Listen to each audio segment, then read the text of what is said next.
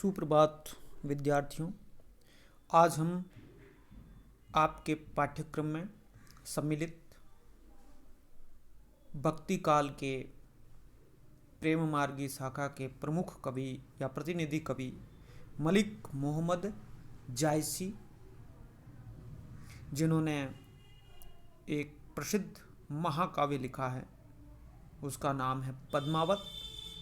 पद्मावत का एक खंड है, उसका नाम है नागमती वियोग खंड। और यह नागमती वियोग खंड है, यह पद्मावत से उद्धृत है और आपके पाठ्यक्रम में सम्मिलित है, जिसका कुछ भाग हम पूर्व में पढ़ चुके हैं। 12 मासा का वर्णन यह संदर्भ है इसका। जो भी हम पद पढ़ेंगे, जो भी हम यह चौपाई और दोहा पढ़ेंगे, इनका यह संदर्भ है और प्रसंग प्रत्येक भाग का अलग अलग है, प्रत्येक पद का अलग अलग है। नागमती वियोग खंड हिंदी साहित्य के लिए एक निधि है, जिसमें महाराजा रतन सेन की पत्नी नागमती का वियोग दिखाया गया है, जब वो सिंहल द्वीप पद्मावती को लेने के लिए चले जाते हैं।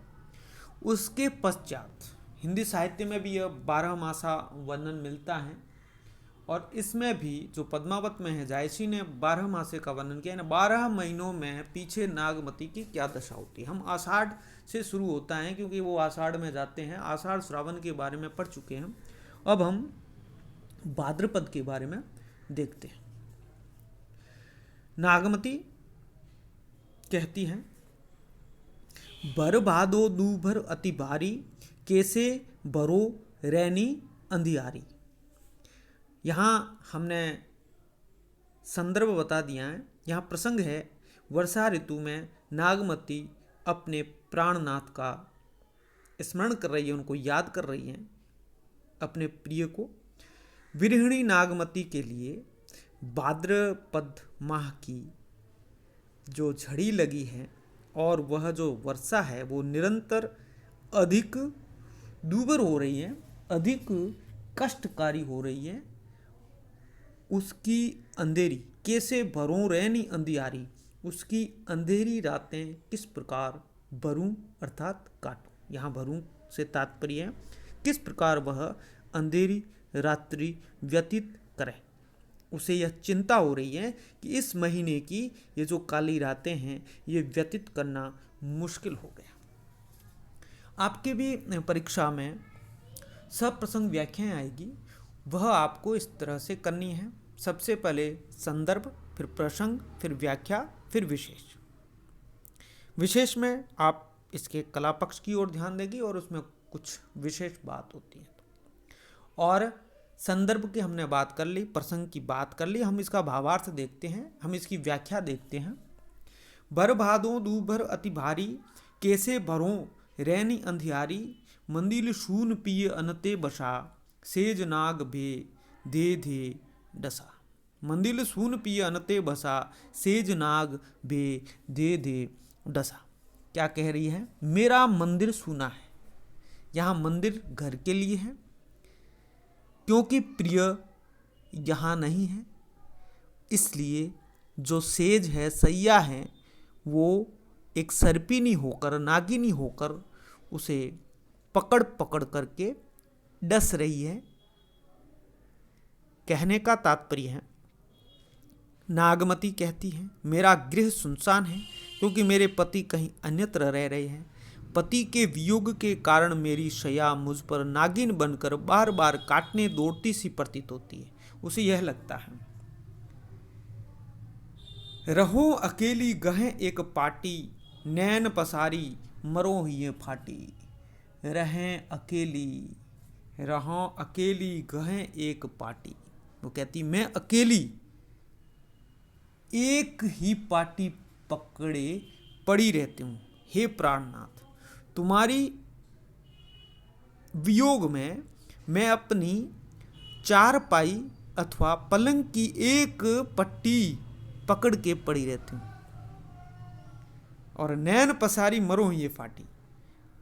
आपके आने की प्रतीक्षा में मेरे नेत्र फटे के फटे रह जाते हैं, जबकि नैन पसारी मरो ही फाटी, जबकि मेरा हृदय फट रहा है, टुकड़े टुकड़े हो रहा है। मैं नींद नहीं ले पा रही हूँ और बार बार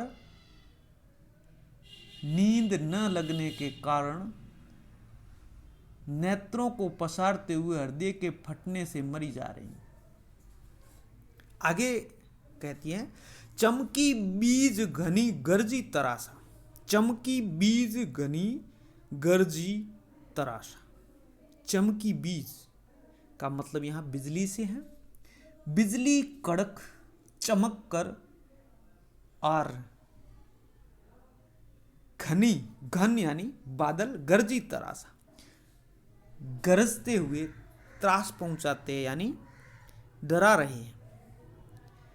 वह कहती हैं, बार बार बिजली चमकती है, जबकि बादल अपनी गर्जना से मुझे त्रस्त करते हैं, डरा रहे हैं।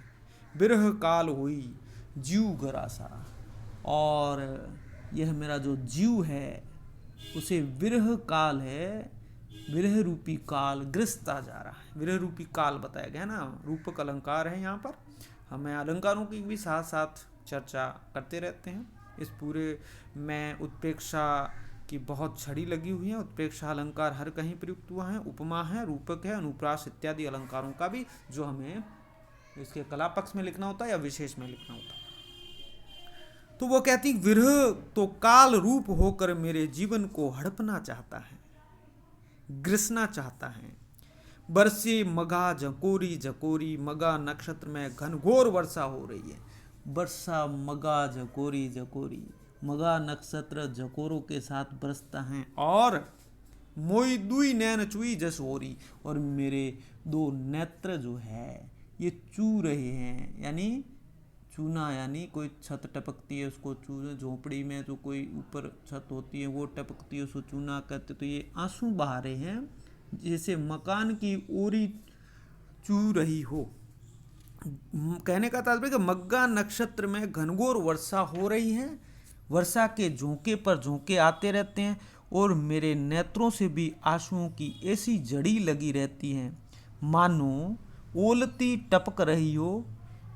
ओलती क्या है? वर्षा के उपरांत छपरों के सिरों से जो बूंदें टपकती रहती हैं उन्हें मिथिला साइड में ओलती कहते हैं, इसलिए यहाँ उसका ओरी शब्द का प्रयोग किया है कवि ने। यह भी एक इसकी विशेषता है, हम इसको शब्दावली में पीछे विशेष में लिख सकते हैं। और ये नक्षत्रों की बात है, अलग अलग नक्षत्र मैंने पहले भी कहे, और ये इन पूरे में कहने का तात्पर्य है कि जायसी को ज्योतिष शास्त्र का भी ज्ञान थोड़ा बहुत था, और तब वो उन नक्षत्रों की बात करते हैं। अलग अलग समय में, अलग अलग ऋतुओं में वह नक्षत्र होते हैं। अब वो नागमती की वियोग दशा, वो अपना दुख व्यक्त करती हैं। जायसी लिखते हैं कि पूर्वा लाग पुहिमी जल पूरी, आक जवास भई हो झूरी। मगा नक्षत्र के बाद, पूर्वा लगने की बात है, मगा नक्षत्र की बात कही। अब पूर्व फाल्गुनी नक्षत्र, मगा नक्षत्र के बाद पूर्वा फाल्गुनी नक्षत्र लगता है। तो अब कह रही कि पूर्वा लाग पुहिम जल पूरी, पूर्वा लग गई है और पुहिम जल पूरी, पृथ्वी जल से पूरित हो गई है, जिससे और भी अधिक वर्षा होने के कारण पूर्वा लग गया है। तो जल से पृथ्वी, धरती, भूमि परिपूर्ण हो गई है, पूरित हो गई है। और आक जवास भई हूँ जूरी, और मैं क्या हो रही हूँ? आग की तरह, मदार की तरह। और जवास जो एक झाड़ियाँ हैं, आग तो अपने आसपास ही होता है, और जवासा, ये दो प्रकार के पौधे जैसे ज़्यादा पानी में सूख जाते हैं, वैसे ही मेरा शरीर जो है विरहाग्नि में सूख रहा है, उस प्रकार सूख रहा है। आक जवास भई हों जूरी, आक जवास की तरह मैं गल रही हूँ, सूख रही हूँ। धनी सूखी बर्बादो महा, हे नाथ, हे धनी सूखी बर्बादो महा, हे पतिदेव, आपकी धनी, आपकी पत्नी, यह स्त्री बड़े बादों में सूख गई है। बड़े बादों में सब हरे भरे होते हैं, लेकिन आपकी ये पत्नी सूख गई है। अबहू आई न सींची ना, हे ना, हे पति, हे स्वामी, ना, हे नाथ, आपकी स्त्री बड़े भादों के महीने में सूखती जा रही है। आप अब भी आकर उसको सिंचित क्यों नहीं करते हो? इसे अपनी उपस्थित रूपी जल से सूखने से बचा लीजिए।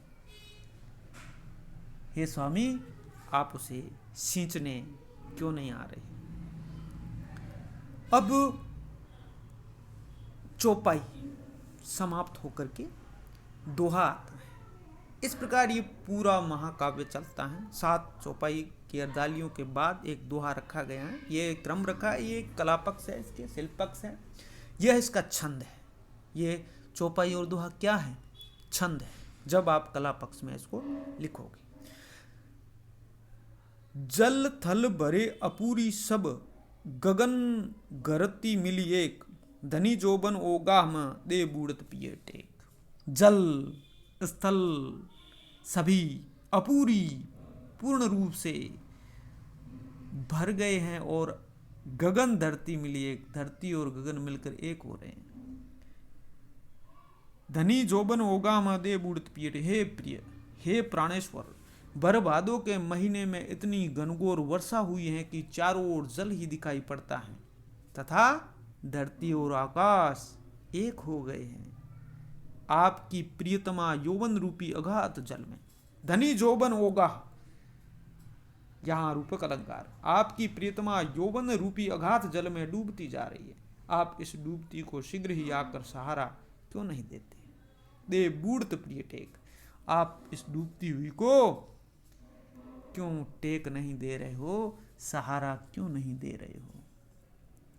तो इस प्रकार वह अपना दर्द, अपना वियोग, अपना विरह व्यक्त कर रही है। यहां पर हम देखते हैं कि श्रृंगार रस का वर्णन है, और वो भी विप्रलभ श्रृंगार या वियोग श्रृंगार। उसमें नागमती का वियोग द्रष्टव्य है।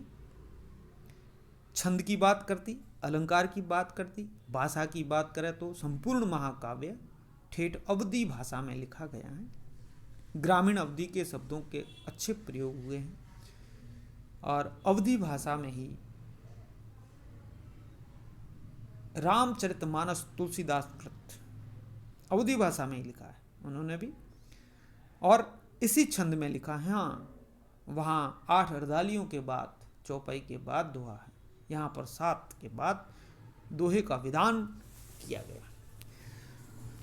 लंबा वीडियो ना बने इसलिए हम यहाँ इसको रोकेंगे, और क्रमबद्ध रूप से हम अलग अलग क्लास में, वीडियो में इसको पढ़ेंगे। आज इतना ही, धन्यवाद।